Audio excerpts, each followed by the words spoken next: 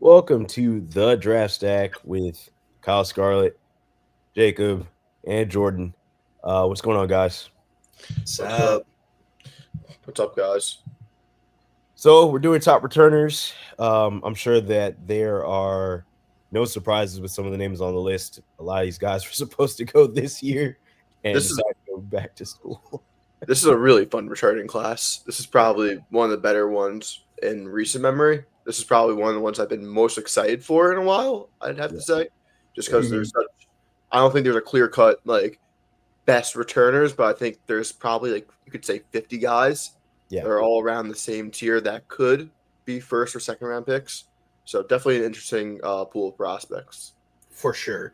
It's very unique. I think that uh this class is actually the returners are better than I thought that they were going to be because there's um I had four people listed as first rounders that came back. So that's very unique. Like usually maybe one or two. And so NIL has definitely had an effect, that's for sure. Yeah, it's changed the entire landscape. Like everyone knows how drastic it's been, but this year with the NBA draft, seeing the amount of guys that pulled out and decided to go back to college because they're going to make more money, definitely significant. Definitely marks a turning point, I'd say, in this whole NBA college landscape. So And I guess there's been a lot of talk about this. There was a lot of talk about it before the draft. I'm sure that's going to escalate with some of the things going on with NIL right now. Uh, what this money looks like for guys, and how much money is forcing. And guys are not going to say this, but if we're being honest, returning to school is both you can get your education or you can compete on the college level and scale your game up further, but it's a lot of it has to do with money as well. yeah, So money talks. yeah, for sure. First off the list, this is open to either one of you guys. LeBaron Philon. I thought he was coming out extremely talented. Uh, a little more. He has a lot more frame than his weight suggests. Hmm. Just defensively, he shows the ability to be explosive. He lost Jordan.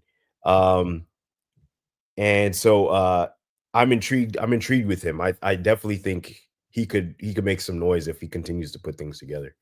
Yeah, this was the most surprising return to school of any other prospect Yeah. because so many people were very high on LeBaron last cycle. I Yeah. saw him top 10 on some people's boards. He'll probably be top 10 on people's boards next year as well. And he's an easy player to like just because he is such a composed and great athlete. Plays very scrappy. He has a certain confidence within himself. He plays fierce. The defensive upside, you can clearly tell where it's at on the tape. As a point of attack defender, he gets around screens well. He's aggressive. He's annoying. As a help defender, he just comes in, pokes the ball out. He sneaks up. He's just a positive event creation on that side of the ball. Offensively is where I think he's more interesting. Last year, he kind of played a mix of both on and off ball. Without Sears this year, it should be Mhm. interesting how he develops on ball, Hmm. which is what I'm really looking for with expanded ball handling and playmaking duties. But Do you we want to did see see. his? Did you guys go over his stats before? No, We haven't no. yet. Okay. We figured you're the guy in the chair.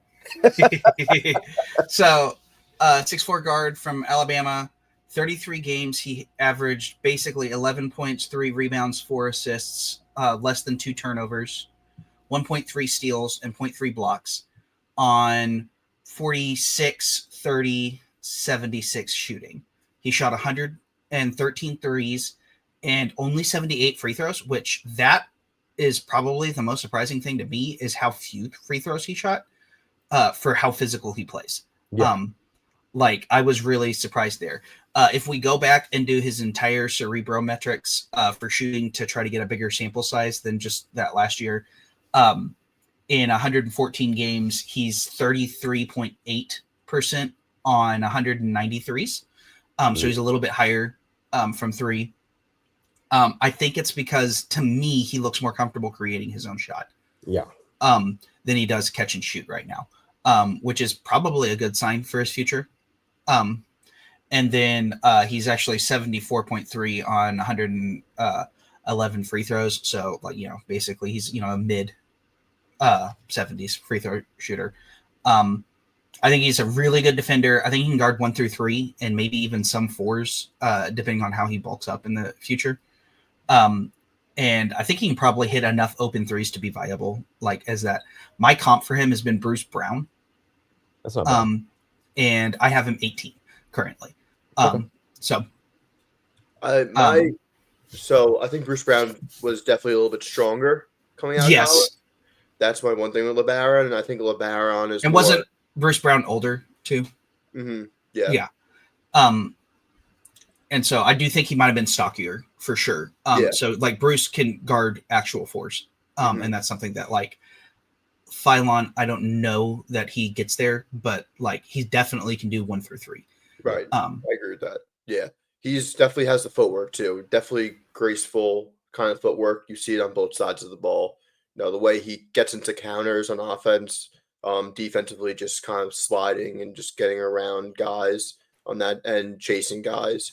You can definitely tell that's all there. Definitely a very composed and coordinated athlete, which will give him a strong foundation to succeed.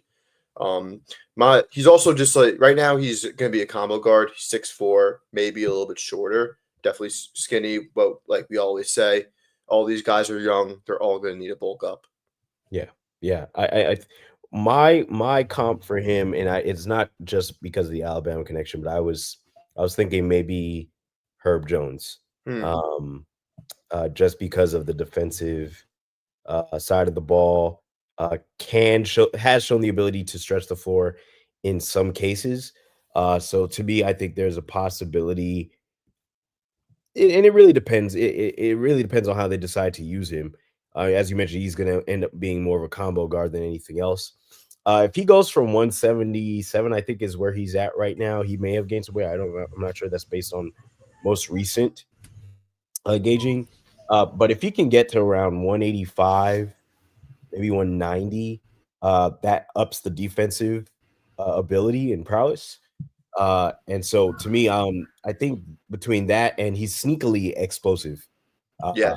Is one of the things that I when I watch him on tape, some of getting out in transition, some of his attacks to the basket, he does put rim pressure. And so, yeah, I'm intrigued by what he's able to do and see what he's used as, and probably his role grows a little bit this season, especially as a returner. I mean, I think that's something we're going to end up talking about with quite a few of the guys here, is how their role may be different because they've returned. They went through the process. Some didn't go through the whole process, but kind of tested it. That their role may be a little bit different with a different knowledge of what is expected from them in draft perspective. So, and Phylon was one of my clear, like, this is a first rounder guys last year that has returned, and so I was really surprised. He wasn't my highest one of those, but he was a clear, like, this is a first rounder guy. I thought there was a possibility he was going to go 18 this previous draft minimum. I thought he could have ended up going higher depending on some of the needs some teams may have. So he's an intriguing prospect, and if the shooting can kind of get a little bit better, if he can raise the ability to shoot off, not maybe off the dribble, but if he can, because I think his role on a team wherever he ends up is going to require him to play a little bit off ball, and so he's going to need to figure out, creating ways to get open, to get the jumper. So hopefully he's able to figure that out. Are you guys good on Phylon and want to talk about? If I'm correct, we have Sturts next. Yeah, Bennett Sturts. He's going to be 22, 6'4" guard as well. He's going to Iowa this year. My comp for him has been Baylor Shireman. So in 33 games last year, he averaged 19.1 points, 4.4 rebounds, 5.7 assists, only 1.9 turnovers on top of that, like with the really high volume. Mhm. 2.2 steals, 0.3 blocks on basically 50, 39, 79 shooting, like really good shooting. That actually Um, surprises me. Sorry to cut you off. The 79% is what shocks me most. I thought it would probably be around 83 or 84. yeah. So I'll get there because that was on 153 threes and 175 free throws. So it's, it's pretty good volume. If you do all of his Cerebro games, which he doesn't have very many Cerebro games for someone who's played in college this long, it's mainly just his college games that are on there. 101 games, he's 38% on 374 threes and 82% on 406 free throws. Basically, to me, I need to see better competition from him. That's my only thing with him. I currently have him 50, just because I feel like he's beating up on lower competition. If we see him this year at Iowa put up similar or even better stats, like the dude's going to be a lottery pick. Like it's just so it's really just comes down to the dude is an offensive force, an actual. To me, I think we could see that he really is starting to separate himself as an actual point guard. Yes. That's 6'4". And that's something that's very intriguing. And I think the shooting is real. Like I'd buy the shooting at this point. So yeah, I'm ready to see him under pressure a little bit more from better defensive teams. Not that he was getting everyone's defensive game plan all the time, but I just want to see better defensive teams against him. So I had three questions about him. One, like Jordan said, the competition. I'm not really trusting Missouri Valley Conference competition. As someone who like, I watch Missouri Valley because like I took classes at MSU, so like, yeah, it's not good comp. Right. So that was one. Two, how he projects to be role wise in the NBA, because right now he's a lead guard. Seems like he's going to be an elite game manager at the college level. I'm not sure how that translates to the NBA. We know he's an unbelievable playmaker, has really nice craft off the bounce that generates space, which kind of allows him to get shots off fast and just allows him to make overall quicker and easier decisions, which does project well for him as a pick and roll handler. But we haven't really seen him as an off ball role ever. When he was at, I forget what the school was before, Drake. with him and Ben McCollum, before Drake. Before Drake. Division 2 level, where they won like 3 championships in a row. Yeah. He's always been the guy, and he really hasn't been a guy that has ever like flown around screens, gotten open off spot ups, or just like cuts to the basket. And that's what he's going to need to do to carve out a role initially in the NBA. And already at 22, I'm not seeing superstar potential or star potential at all. So that's probably where because his floor is high, but his ceiling is so low, he's probably, to me, going to be around the late first the entire year. He does a good job controlling the pace, but I don't think he'll be able to do that on an NBA level. He's not an athlete to do that. He does have the IQ to, but just a lot of questions at this moment. Yeah, so, and I think it's a little weird that he, to me, because like when I was looking at all these different lists to decide which list to go with, he's at the top of almost all of them. Yeah, and I don't kind of understand why consensus is so high on him. Just to be completely honest. Now, to me, well, for one, Jacob, he played at Northwest Missouri State, and so to me, one of the things was, especially watching him, is he's much quicker than a lot of people maybe thought initially, like watching him. And so I think between the quickness, the ability to process the decision making, getting a team's defensive game plan against you, some of those things, I think some people bought in and said, "Hey, uh, he could be really, really good if all these things line up and fall together." So now, granted, I to speak to you having him 50 makes so much sense to me from the perspective that he could either knock out this upcoming season in Iowa out the park, and you're like, Mhm. "Oh man, wow, much like even better than projected," or he has a season where you're not mad at the season, but it wasn't what you thought it was going to be based on the consensus of him. So it is intriguing to see. I think the shooting is one of the biggest reasons that he's so high Mhm. of the value that's placed on shooting, which I'm not arguing with that at all. Uh, I so just think to there's been a whole lot of projection with him. yes, That especially to Jacob's point, and I'm sure you're gonna probably speak to this. The ability to manage the ball and Mhm. and the match flow of a game is something that teams are definitely going to be looking for, way in advance.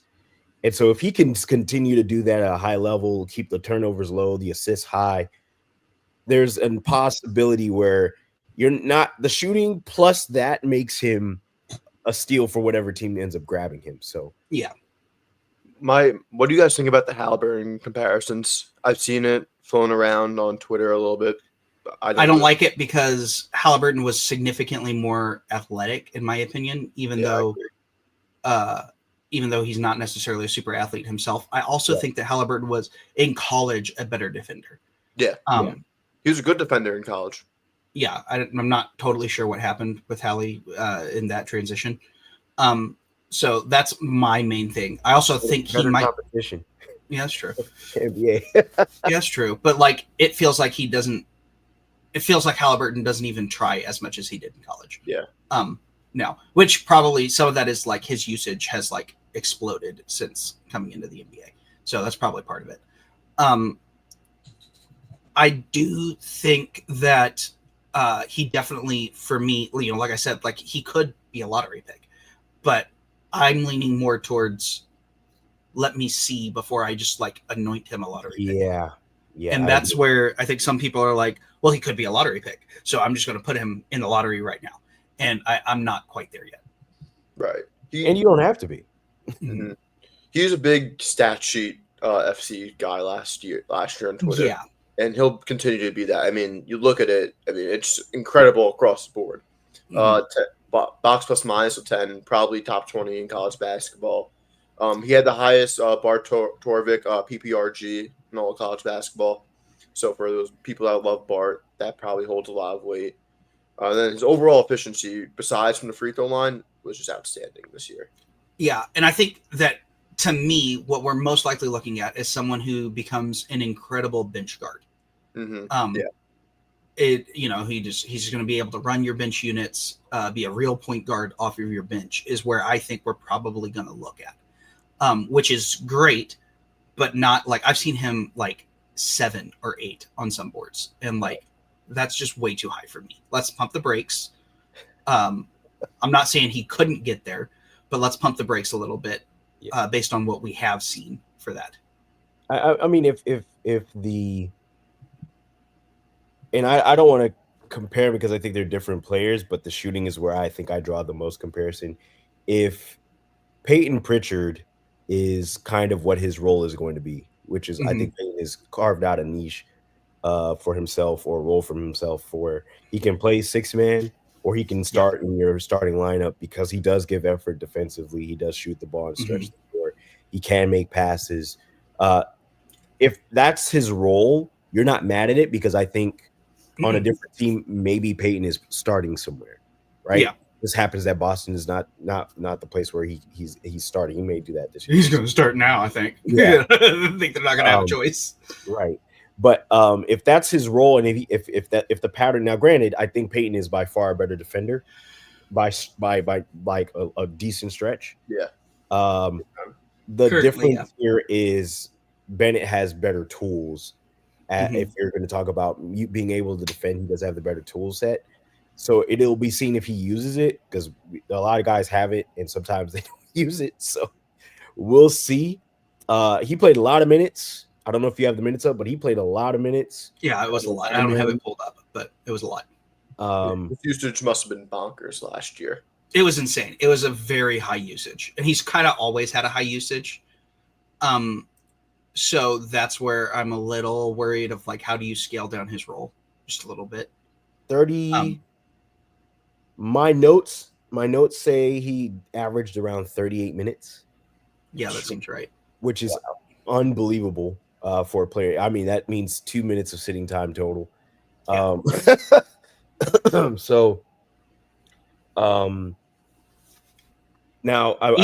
so let's put it this way: with college's slower pace and playing less minutes, 40 minutes is about what it takes to get the same amount of possessions as an NBA starter. So 75 possessions is about what an NBA starter gets. And that's around what you get in 40 minutes in college is 75 possessions. So he basically was playing NBA starter minutes. That's a way to look at it. So the consensus has him high maybe for some of those aspects too. I think availability, motor, stamina, endurance. He does have a good motor. Like there's definitely a lot to like here. I think I'm just probably a little bit more cautious than some of these other guys. I think this is Dan Hurley's dream point guard right here. Yeah. Yeah, it is. Yeah, it is. Which you just mentioned caution. I'm a little cautious about the next prospect. Really? That's good. That's a good segue. So Jaden Quaintance, which we kind of debated on whether or not he's a returner or not, since he wasn't actually age eligible for last year's draft. But this is technically his second college season, so we're going to count it. He is an 18-year-old, 6'9", big, playing at Kentucky this year. My comp for him is poor man's Bam. I have him sixth. I really like him. He only played 24 games last year because of an injury, but he averaged 9.4 points, 7.9 rebounds, 1.5 assists, which is lower than his actual passing would indicate. Like, I think there were several of his passes that should have been assists that he just didn't get assists on. 1.9 turnovers. Again, some of that is age related, in my opinion. 1.1 steals, 2.6 blocks, and he did not play very many minutes. I don't actually have the minutes written down. I probably should have, but the dude is a rim protector and a half. He shot basically 53% from the field, 19% from three, and 48% from the line. Like, he only shot 23 threes and he only shot 71 free throws. Like, he does not draw fouls. He does not shoot very well when he's open. His cerebro shooting gets a little bit better, but not much. In 116 games, he's 26.4% on three with 125 attempts, and then he's 57.4% from the line on 357 attempts. I think he's an incredible defender. Yes. I also think it's kind of weird for someone to have as much touch as he does on layups and on mid-range shooting to not be able to hit free throws or threes. His form is definitely wonky. That's for sure. Odd. Where his legs are kind of messed up. Like, he has always just one foot in front of the other. I think his form looks better when he's guarded than when he's open. I agree. I actually have that in my notes. Good. So it's just it's weird. So I will say, obviously, the selling point with him is he's just an incredible defender. This is a special defensive prospect. He just does stuff that other people cannot do. He processes for a 17-year-old. He processed college offenses at just an incredible rate, and he could shut down entire college offenses at times. I think he's a very underrated passer. I mentioned that before. I do think he brings some offensive value based off of his passing, especially what I thought was unique in the nail situation, where most bigs his age are not asked to operate from the nail. And I thought he was really good at that. I also think his interior passing is, phenomenal, which is, if you're a big man, that's usually where your passing shows up. And I think he's really good in the short roll as well. So I think that there's definitely some places where he's going to bring offensive value from the playmaking standpoint, and then also from the just being a rim runner, and he's a plus athlete and all that stuff. But the shooting is definitely a bigger worry than like he has probably the biggest red flag out of any of the major prospects. That being said, I don't know that it's as big of a red flag as some people have said. So I kind of go back and forth. Like, I don't think he's literally the worst free throw shooter in college history, but I also don't think that he's he's definitely going to get hacked if he doesn't. I have in my notes no 3-point range at this moment. Yeah, I just don't. I don't see him ever becoming a 3-point shooter. That's currently what I have as a weakness and a spot of improvement. That could be fixed, because by all intents and purposes, if he's poor man's Bam, to make him less poor man's Bam, he would just need to add mid-range shooting, which you mentioned, touch, and also the ability to now Bam is also shooting threes, which that's a progression thing. Mm-hmm. So I don't think he's ever going to shoot threes personally. No. At Kentucky, Bam didn't shoot any threes. That's true, but Bam did show it in high school, and so I don't see. Bam showed a lot of what he does now in high school, just in Kentucky with so many mouths to feed. He was put in a very regimented role. Now, this is a very different Kentucky squad. He's not going to have as many mouths to feed. Do they use him year one of NBA Bam in Kentucky versus what Bam was in Kentucky then? Right? Like, is there a difference in usage? I think that Hope is going to give him just a little bit more freedom than Calipari gave Bam. But that's also roster makeups too. Like, this is not a McDonald's All-American team put on a college. No. So I do think he's going to be able to show a little bit more. He should really benefit from this Kentucky team from a standpoint and just an overall talent. Obviously, leaps and bounds up ahead. Whatever has been going on in Arizona State over the past decade in their basketball program. Yeah. But you have Otega over there, we know how he is, monster cutter, running around the court everywhere. I think he should really expand his playmaking game there. In his interviews, he seems like he knows what he has to do to get better. Seems like he's ready to take on a large role, especially at SEC level, which definitely should help them playing against the SEC, who they're poised to have probably at least 12 tournament teams again. Yes. Mm-hmm. I think they're as talented as ever.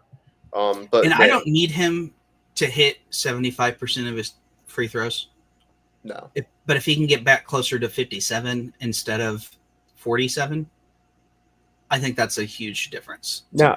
And I would play advocate here. I would love for him to get to 70% at minimum. Right. So what I'm saying is, like, I'm not sure that's realistic to get in 1 year. Right. Yeah. But I need you to improve your free throw shooting to where your historical mean was, instead of have another down year, is what I'm trying to say there. Like, I need to see you improving, not getting worse. Which, going from him to who we're going to next.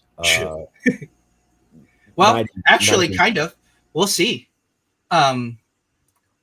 Because he's actually a worse shooter than the numbers indicate, I think. So that's actually probably a good, so Thomas Ha, 22-year-old, 6'8" forward from Florida.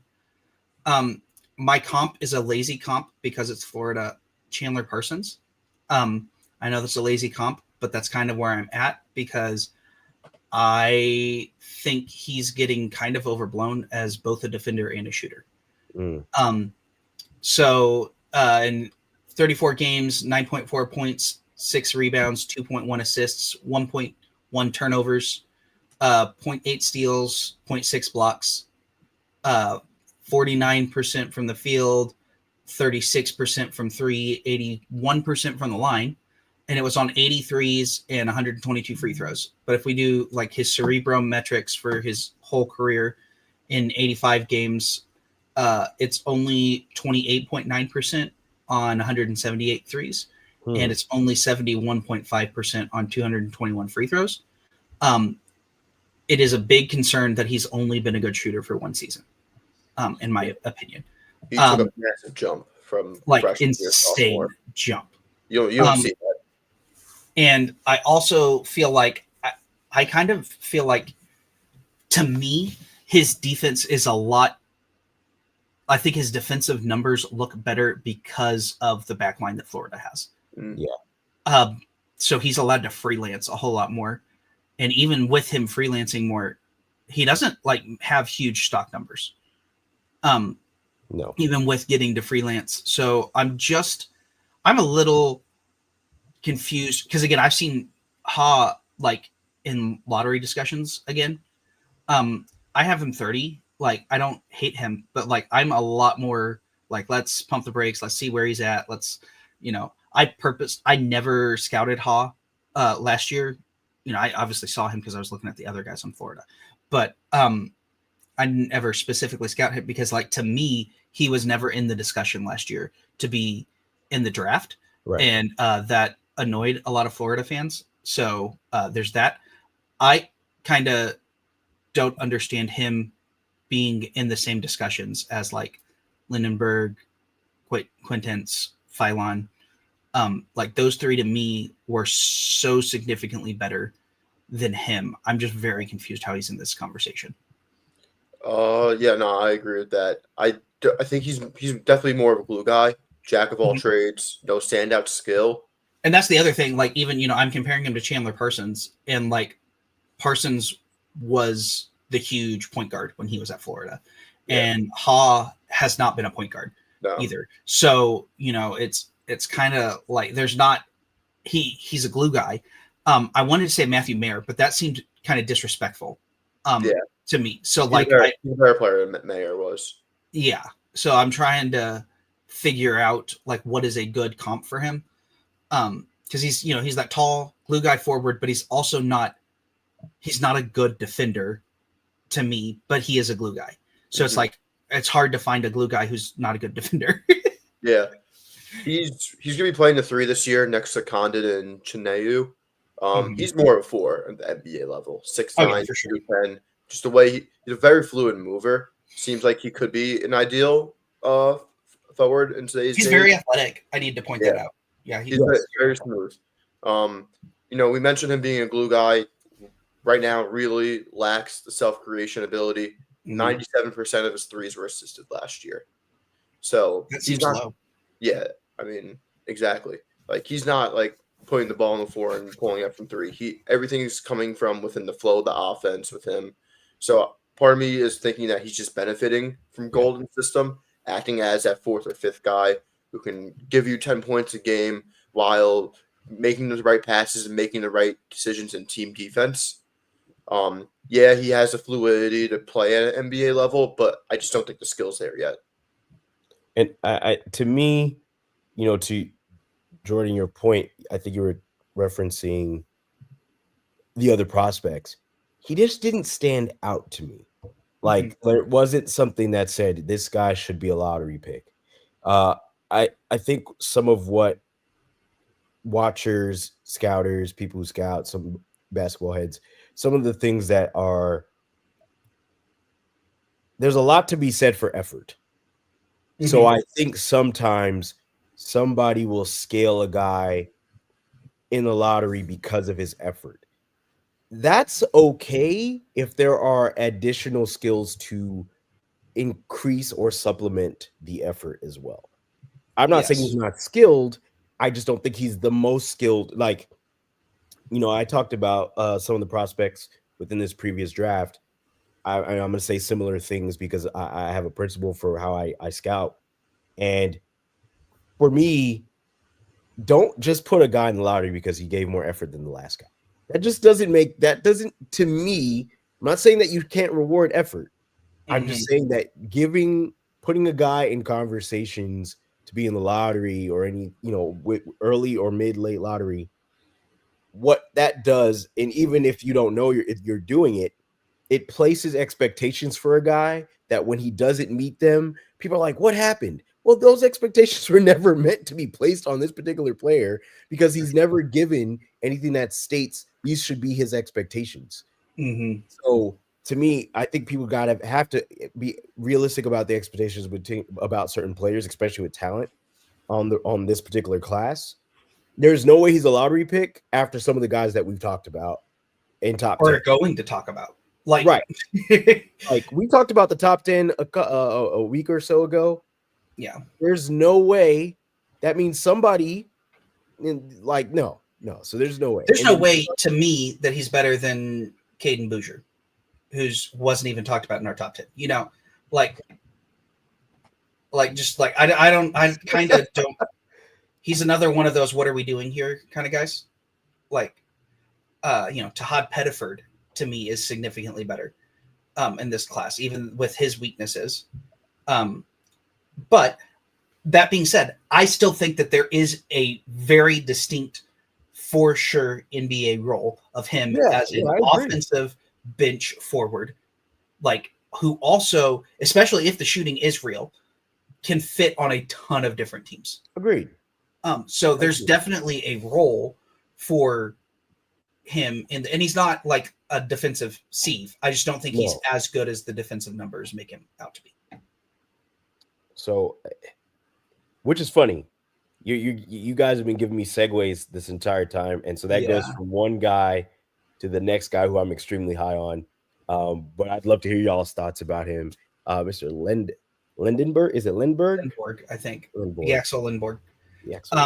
23 years old, 6'9", big-ish, like forward, big, whatever you want to call him. 3 through 5.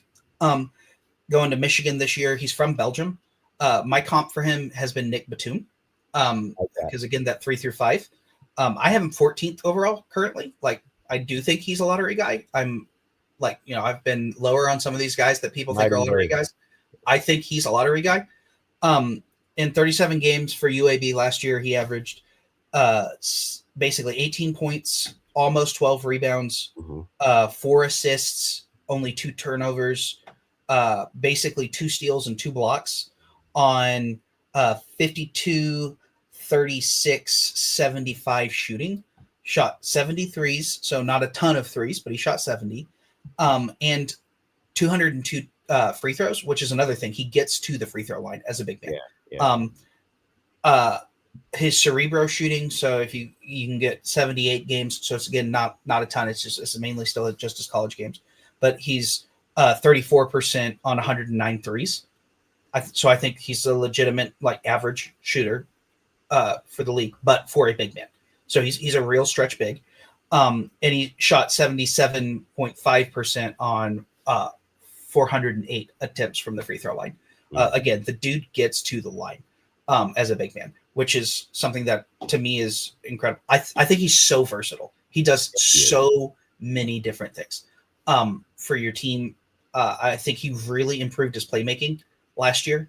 Basically doubled his amount of assists and kept his turnovers the same. I think that he's so fun to watch too. He definitely gives you highlights. Does a lot of little things. Coaches are going to absolutely love him. He's just, you can plug and play him at 3 different positions. Yes. And you're going to get value out of him at those 3 different positions. And he can play multiple different ways. He can post up, he can cut, he can shoot, he can drive. He can play out of the nail. He can play out of pick and roll. He's so uniquely versatile that I just think that I'm a little confused why he didn't come out last year. He would have easily been a lottery pick for me last year. He got great feedback also. So part of me is thinking that Michigan just had the motherload of NIL. It's supposed to be $5 million is what I've heard. More than what he would have been making. Yeah. So to that point, Jacob, I'll let you finish. I was just gonna say, sometimes, so you have prospects that do 3 things. Sometimes, you have guys who get feedback from a combine or from workouts or things of that nature, and they proceed to get drafted anyway. You have guys who take the feedback and want to go back to college and see if they can scale that up even further, improve it, and see if they're a better prospect implementing that feedback. You have guys who kind of did what he did. He took the feedback, and now we're going to see what he looks like after receiving the feedback. So I'll be intrigued to see. He obviously didn't decide to go, which I thought he was going to go in the first round. I think any of those last anywhere from 30, and I'll say as high as maybe 17, maybe. I think there was room for him to get selected by any of those teams, and they would have gotten. I think one of the other aspects of him, and you guys can tell me if I'm wrong about this, but I sense a stability to his game, and that's something that I'm most. Now, some are going to say, "Oh, he's of a certain age, that's why." Well, yeah, there's guys who are his age that don't provide stability in their role or their skill set. I think he does that in his role and skill set, and I think that's why he got so much feedback of the positive, and some of it is constructive to improve his game. So to me, he seems like a really cerebral player, processes fast. Yep. So I don't know if you had something more to add to that, Jacob, but I figured that was something I would throw in there. No, yeah, I mean, was probably one of my 3 favorite prospects last cycle. Should continue to be so this year. I just love his ability to play inside out on both ends of the floor. Mhm. Very switchable, very versatile player. Like we've said, very smart guy. This is a guy that's going to thrive in dribble handoffs just because he can both dribble and he can pass. I think the playmaking is probably what intrigues me the most out of anything, just because being 6'9" and a big that can pass in so many different ways in so many different areas of the court is just a massive advantage. Yeah. One thing that I did note, though, which I kind of am concerned about, was he did rely on his strength a lot to kind of just plow over defenders and get into the paint. This could be interesting to see how that happens on a Big Ten level, see if he can do that still, where the guys are bigger and much stronger. And he's obviously not doing that in the NBA. But Michigan's a much more talented team. He's not going to be the hub of all offense like he was at UAB for 2 straight seasons. I'm also intrigued to see how he is on the defensive end. He's a real defensive disruptor at UAB, but it should be in a more scaled down role this year. Right. So I'm just interested to see how he takes on being at Michigan, especially as the guy who is probably leaps and bounds of anyone else in the transfer portal. Yeah. Oh yeah, he's for sure the best transfer guy. Mm-hmm. Yeah, I think his versatility is one of the biggest things.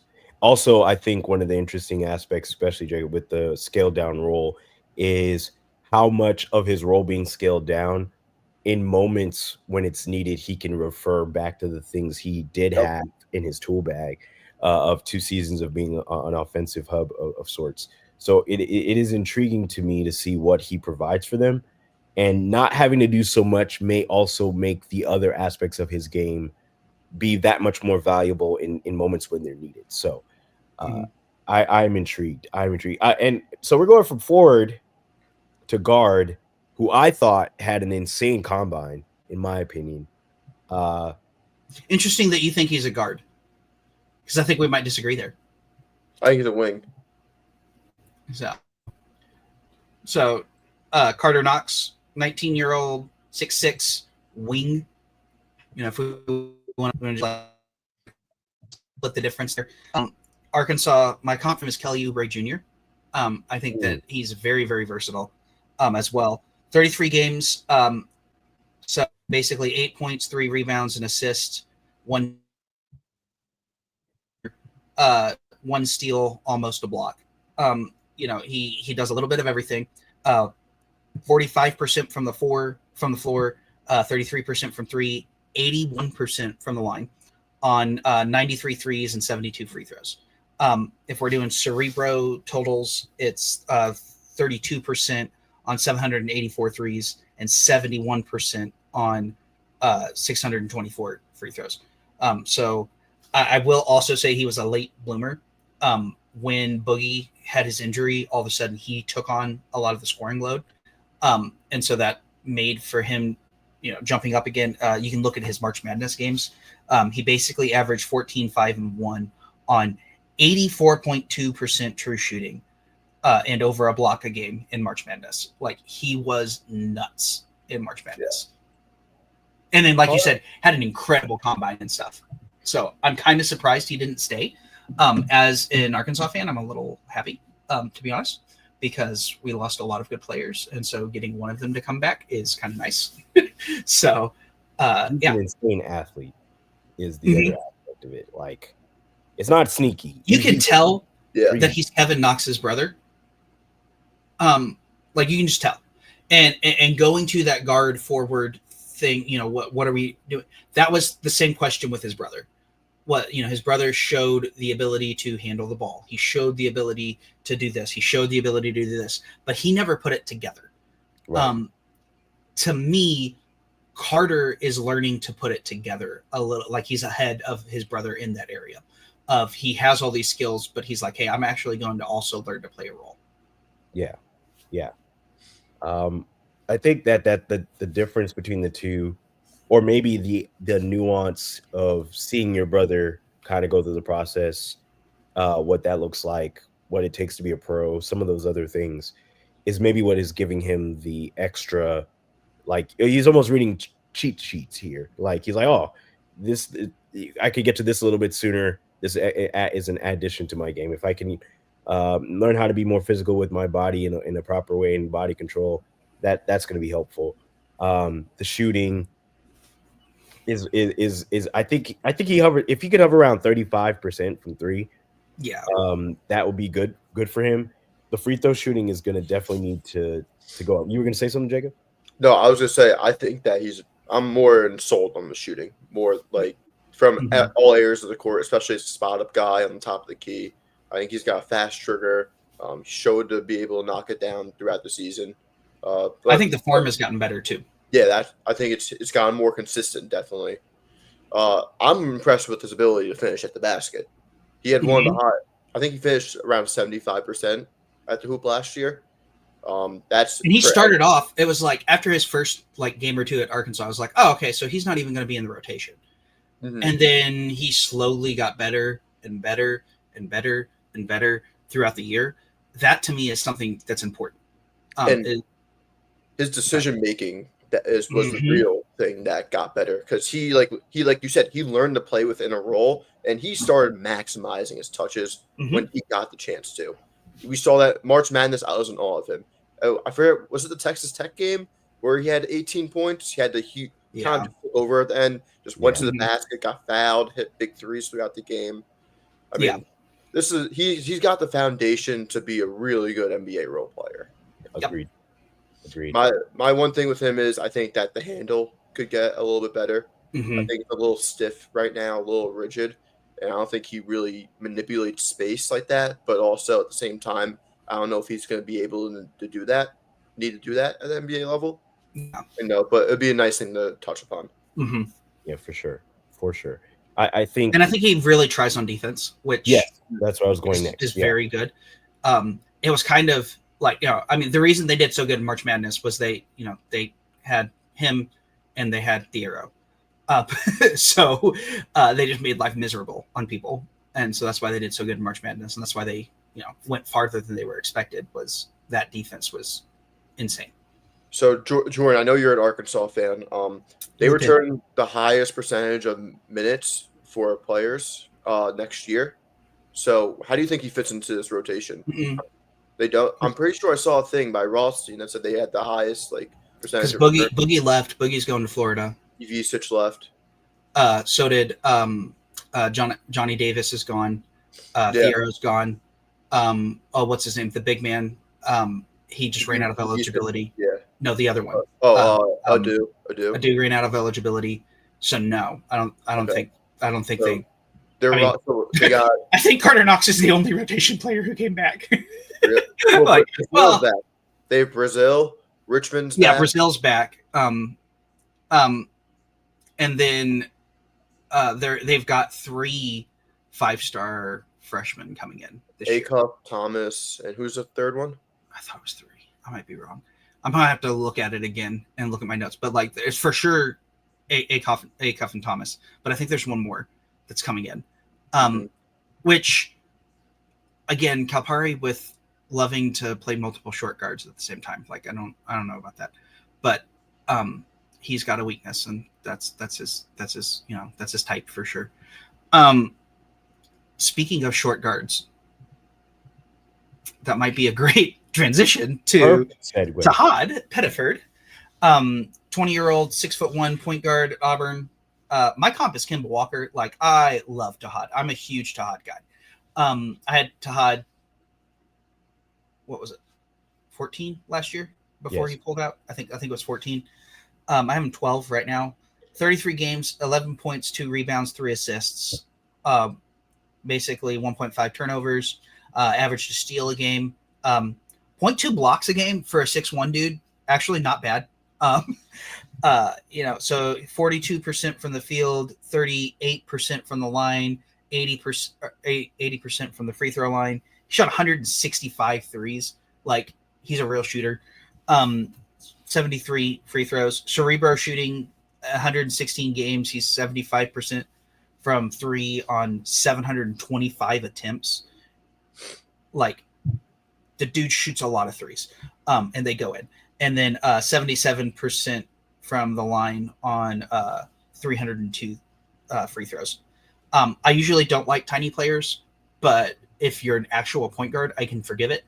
Like, he's an actual point guard. I also think the athleticism makes up for a little bit of his height. Yes.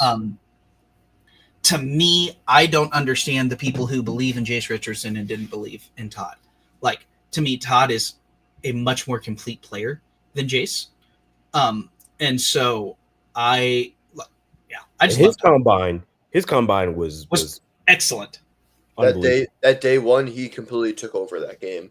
Like, I thought he wasn't going to play at all. I'm like, okay, this guy's set. He just established himself with a late first, and then he pulled out, which was kind of baffling. Which kind of makes me think that Auburn needed him to come back, because if he was not coming back to Auburn, they were in trouble next year. So I think they kept upping the offer to get him back until they got him back personally. Right. He could be the best college basketball guard next year, besides Braden Smith. I think he probably will be. We're talking about a guy who, he was a 6th man last year at Auburn, but anytime he was in, he really commanded the game.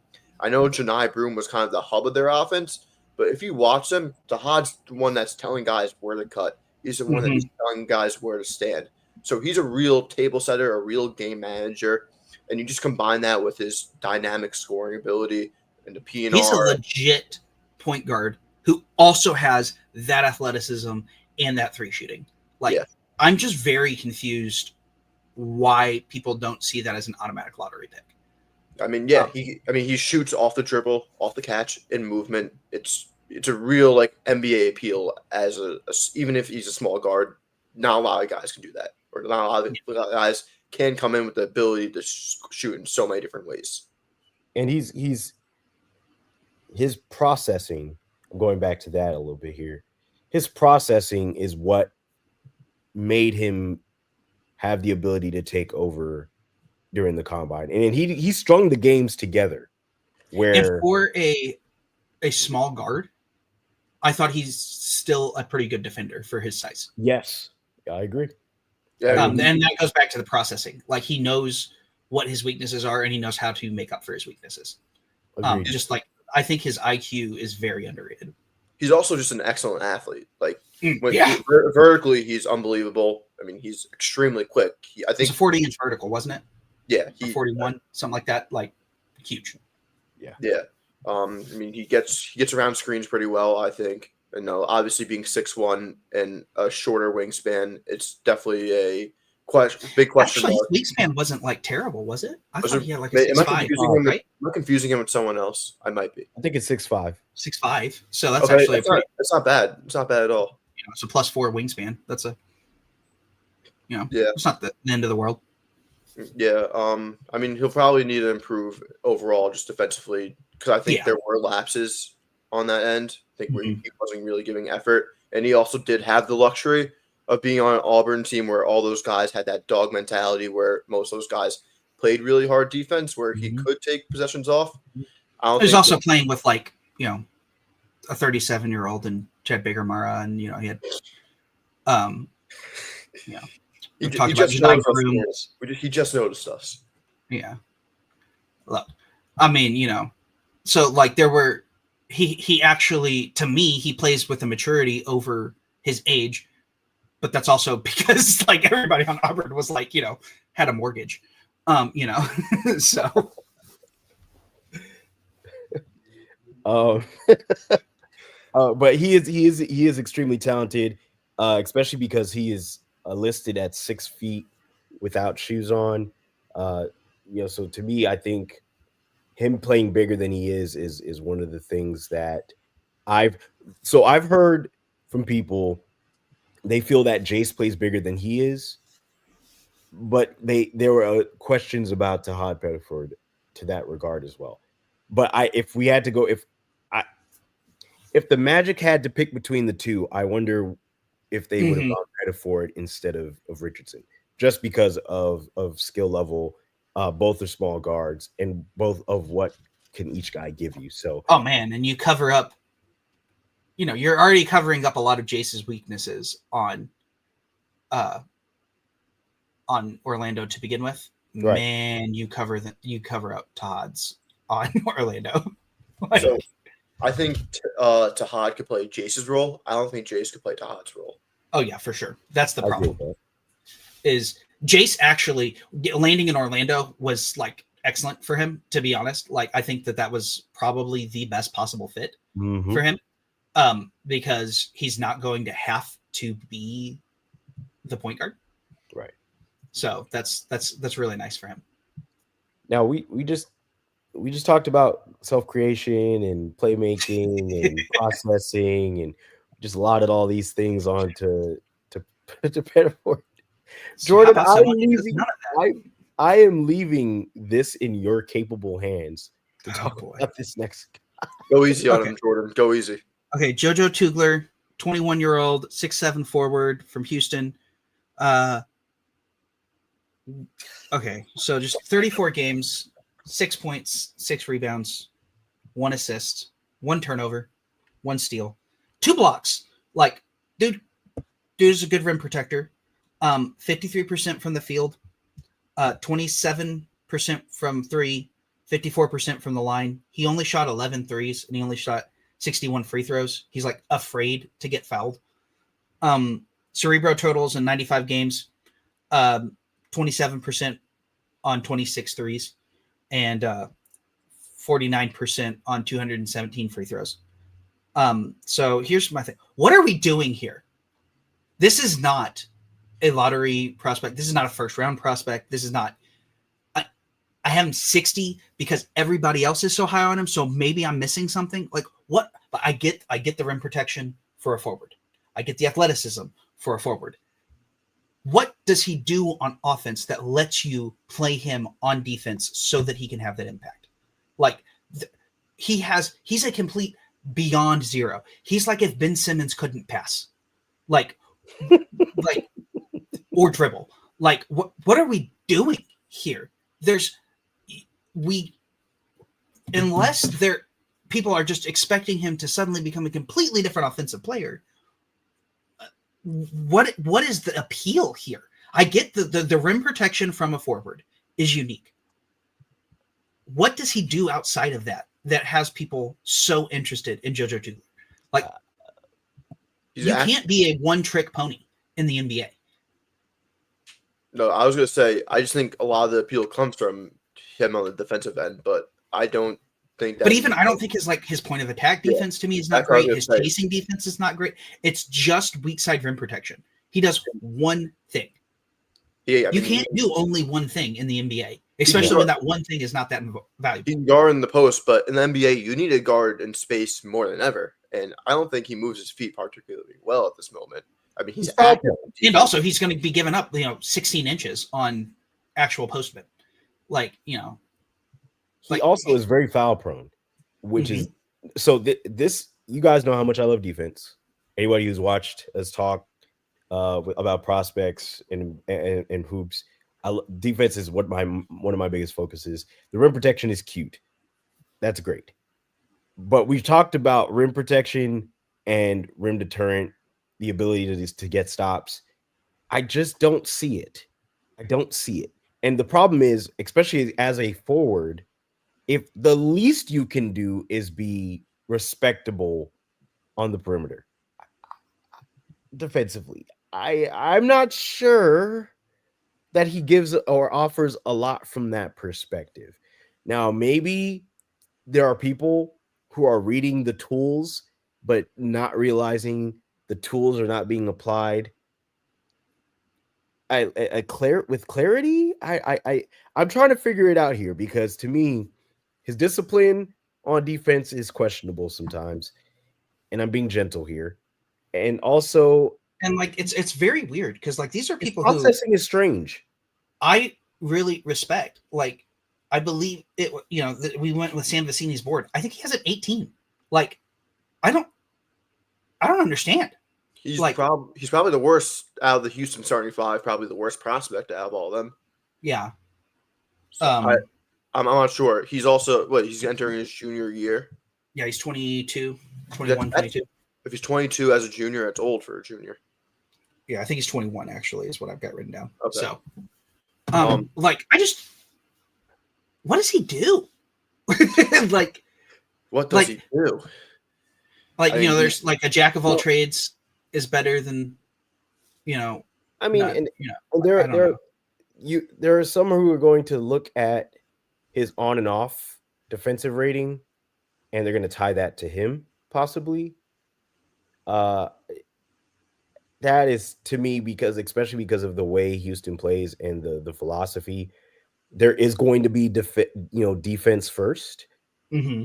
So I don't know if we can tie. It's going to be about toughness and stuff, and it's going to be like, and I get that he gives their that is their identity, and so I think people are just like looking at him and saying, well, their identity is toughness, and he's the tough guy on the team, but like, I don't get it to me unless there's just something that's not showing up to me on the tape, and definitely not in the stats.